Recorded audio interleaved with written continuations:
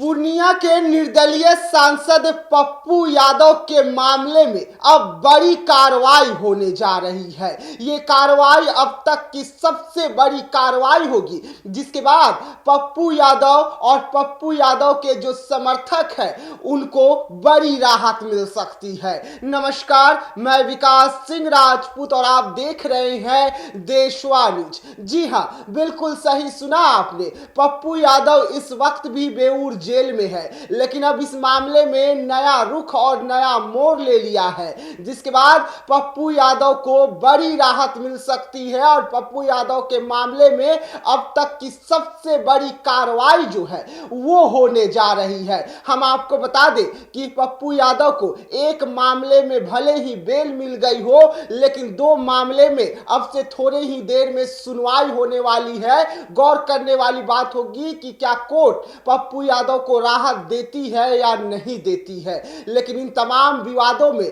अब तमाम राजनेता जो है वो कूद पड़े हैं। लगातार पप्पू यादव कई बड़े नेताओं के नाम का जिक्र कर रहे थे। लगातार पप्पू यादव कह रहे थे कि नीट मामले में अगर ठीक से जांच हो जाए तो कई बड़े राज जो है खुल सकते हैं, जिसके बाद पप्पू यादव पर आनंद फानंद में एक्शन होता है। आधी रात को गिरफ्तारी होती है और ये गिरफ्तारी कब्जा करने के लिए होता है। जिस तरीके से पप्पू यादव ने अपना एक कार्यालय खोल लिया था और उस मामले को लेकर कोर्ट में सुनवाई चल रही थी, लेकिन बेल टूटा हुआ था और पप्पू यादव की गिरफ्तारी होती है। लेकिन उसके बाद पप्पू यादव पे बुद्धा कॉलोनी और कोतवाली थाने में भी जो मामले हैं उसको लेकर मुश्किलें बढ़ गई। लेकिन अब अमित शाह की एंट्री हो गई है। जी हाँ, माननीय गृह राज्य मंत्री भारत सरकार के अमित शाह जो है इस मामले को लेकर कोई बड़े फैसले ले सकते हैं, क्योंकि कांग्रेस के दिग्गज नेता दिग्विजय सिंह ने, जो राज्यसभा के सांसद हैं, उन्होंने अमित शाह को पत्र लिखा है और पत्र में साफ तौर पे पप्पू यादव की गिरफ्तारी पर सवाल खड़े किए हैं। ये राजनीति द्वेष के कारण पप्पू यादव की गिरफ्तारी हुई है, क्योंकि पप्पू यादव की लोकप्रियता जो है लगातार बिहार में बढ़ रही थी और इससे एनडीए भी डरी हुई थी। लेकिन इन तमाम विवादों में जिस तरीके से पप्पू यादव ने नीट मामले को उठाया, जिस तरीके से पीड़िता को न्याय दिलाने की मांग को लेकर दिल्ली से लेकर बिहार के सड़कों पर उतर गए, ये मामला काफी ज्यादा तूल पकड़ लिया। पप्पू यादव जो है हर रोज कई बड़े सबूतों के साथ सामने आ जाते थे और सीधा सरकार से सवाल पूछते थे और इन सवालों से कहीं ना कहीं सरकार जो है ये डर गई थी और उसके बाद पप्पू यादव पर ये एक्शन होता है। ये दिग्विजय सिंह का कहना है। कांग्रेस के और पप्पू यादव के जो समर्थक हैं उनका ये बयान बार बार निकलकर सामने आ रहा है। लेकिन इन सब के बीच में हाई वोल्टेज ड्रामा जो है पटना में देखने को मिला था और पप्पू यादव की गिरफ्तारी हुई थी। अब सभी की नजर जो है दिग्विजय सिंह ने जो पत्र लिखा है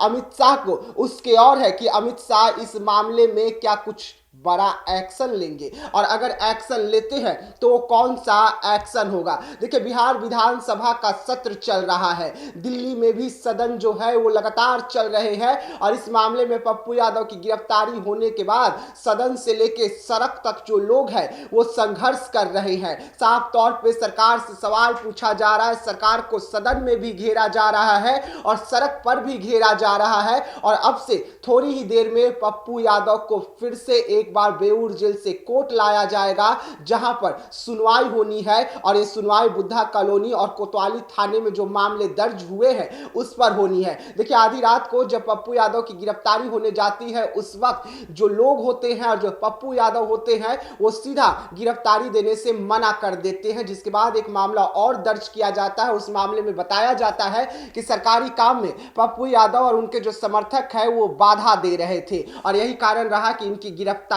जो है कर ली गई है। लेकिन इस मामले में अब बेल लेनी है और यही सबसे बड़ा मामला है जहां पर पप्पू यादव की आकर परेशानी जो है वो बढ़ जाती है। आप सबने तस्वीर देखा होगा कि पप्पू यादव किस तरीके से जब कोर्ट पहुंच रहे थे तो उनके आंखें नम थे, वो हाथ जोड़ लिए थे जज साहब के सामने भी और कैमरे के सामने भी और साफ तौर पे कह रहे थे कि मुझे जान का डर है। जज साहब के सामने भी उन्होंने कहा कि मुझे जान का डर है, खाना नहीं दिया जा रहा है जेल में, मेरे साथ गलत हो सकता है, जिसके बाद जज साहब ने उन्हें इस मामले में तो बेल दे दी, लेकिन नया मामला जुड़ते ही पप्पू यादव फिर से एक बार जेल चले गए। तो ऐसे तमाम खबरों के लिए रहिएगा देशवा न्यूज के साथ, दीजिएगा इजाजत।